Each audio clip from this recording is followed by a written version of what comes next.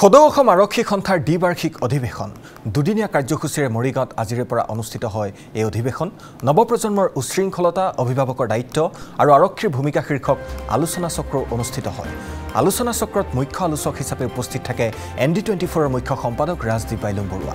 উপস্থিত থাকে মৰিগাঁও জিলা আয়ুক্ত দেৱাশিষ শৰ্মা, মৰিগাঁও জিলা আৰক্ষী অধীক্ষক হেমন্ত কুমাৰ দাস, অসম আৰক্ষীৰ প্ৰশাসনিক সহকাৰী মহাপৰিদৰ্শক প্ৰণৱজ্যোতি গোস্বামী, মৰিগাঁও জিলা সাংবাদিক সন্থাৰ সভাপতি অজিত শৰ্মা, মৰিগাঁও মহাবিদ্যালয়ৰ অধ্যক্ষ লীলাকান্ত বৰঠাকুৰ উপস্থিত থাকে। লগতে উপস্থিত থাকে আমন্ত্ৰিত বক্তাসকল আৰু সকলোৱে ভাষণ প্ৰদান কৰে।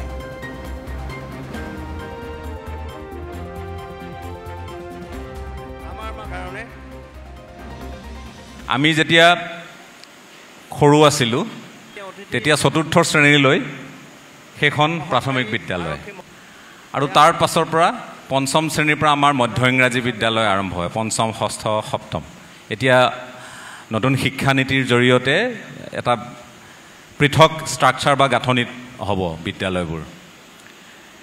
আমি যেতিয়া LP স্কুলত আছিলোঁ তেতিয়া আমাৰ যিসকল শিক্ষক শিক্ষয়িত্ৰী অনুশাসনটো বৰ সাংঘাতিক ধৰণৰ আছিল। অনুশাসন, শৃংখলাবদ্ধতা, আৰু আমি চেকনিৰ কোব খাই ডাঙৰ হোৱা ল'ৰা। চেকনিৰ আগত যিটো বিদ্যা বুলি কয় এতিয়া নাই, আমি চেকনিৰ আগত বিদ্যা, সেই পৰিৱেশটোত ডাঙৰ হোৱা।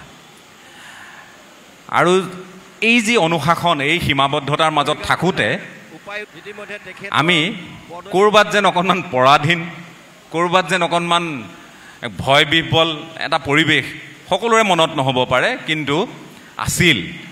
আৰু বিদ্যালয়ত দিয়া প্ৰতিটো যিটো আজিৰ তাৰিখত হোমৱৰ্ক কম আছিল, তৎসত্ত্বেও সেইখিনি আমি নিয়াৰিকৈ কাইলৈ বোলে এইটো মুখস্থ, পৰহিলৈ বোলে এখন নেওতা মুখস্থ, এই ধৰণৰ কথাবোৰ আছিল। শ্ৰুতলিপি, এই ধৰণৰ এটা পৰিৱেশ আছিল। এই পৰিৱেশৰ পাছত যেতিয়া পঞ্চমমান শ্ৰেণীলৈ আমি উন্নীত হ'লোঁ কাষৰে বিদ্যালয়খনলৈ, তেতিয়া আমাক এটা তলা দিছে। মানে যিগৰাকী শিক্ষক, তলা মানে তলা চাবি নহয়, এটা কাঠৰ সৰু, বিদ্যালয় সাপেক্ষে হয়তো বেলেগ, এটা কাঠৰ সৰু এটা ইমানটোমান, টেবুলখনত 2টা বা 3টা আছিল। তাৰ মানে কোনোবা যদি বাহিৰলৈ যাবলগীয়া হয়, প্ৰস্ৰাৱগাৰলৈ যাবলগীয়া হয়, তেতিয়া সেই তলাটো হাতত থাকিব লাগিব, নহ'লে পিটন। তো কেলৈ কাক নুসুধাকৈ কেলৈ গৈছিল, তলা কিয় হাতত নাই? এইটো এটা পৰিৱেশ। মই এইকাৰণে কথাটো কৈছোঁ, প্ৰাথমিক বিদ্যালয়ৰ পৰা আহিছোঁ, এটা নতুন এটা পৰিৱেশ পাইছোঁ, তলাটো কেনেবাকৈ হস্তগত কৰিব পাৰিলে 2-3বাৰ বাহিৰলৈ যাব পৰা হৈছিলোঁ। এদিন দেউতাই মাতিলে, মাতি আনি ক'লে, তই বোলে বৰকৈ বাহিৰলৈ যাওঁ। মই ক'লোঁ, বাহিৰলৈ যাওঁ? আপোনাক কোনে ক'লে? মইতো বাহিৰলৈ তলা লৈ লৈ তই বাহিৰলৈ যা। তই তলা নোলোৱাকৈ নাযাওঁ, কিন্তু তলা লৈ লৈ ইমান বাহিৰলৈ কেলৈ যাওঁ?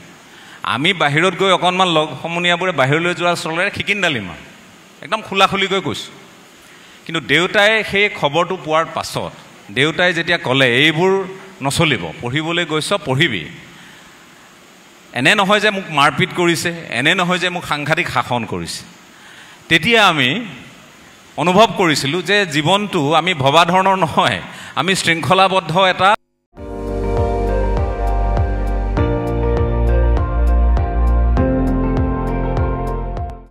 আপুনি চাই আছে ND24, সৰ্বশ্ৰেষ্ঠ নহয়, সৰ্বোত্তমৰ দৌৰত।